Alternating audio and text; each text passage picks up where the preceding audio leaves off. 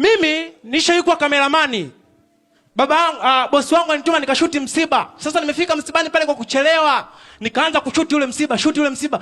Unafika muda wa chakula, bosi ananipigia simu anasema, "Wewe, mbona unalalamika unasema msibani hujafika?" Nikasema, "Mbona niko msibani na shuti watu wanalia hapa?"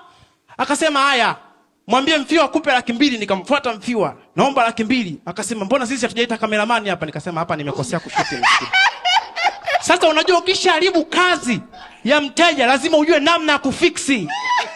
Kwa mimi sasa nikaunganisha. Shida sio kuunganisha. Shida ni kwamba msiba wa kwanza nilishuti ulikuwa ni wa mtoto ndo amefariki. Alafu ule msiba ule mwingine ulikuwa ni wa mtu mzima. Yaani unampelekea Mfiwa hivi anakuta marehemu amerudi utotoni alafu bado ni marehemu.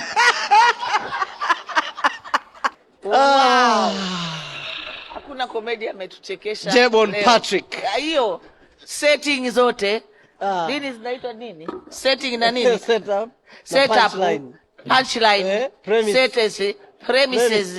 You know what I'm saying? Renti. Umetufurahisha sana.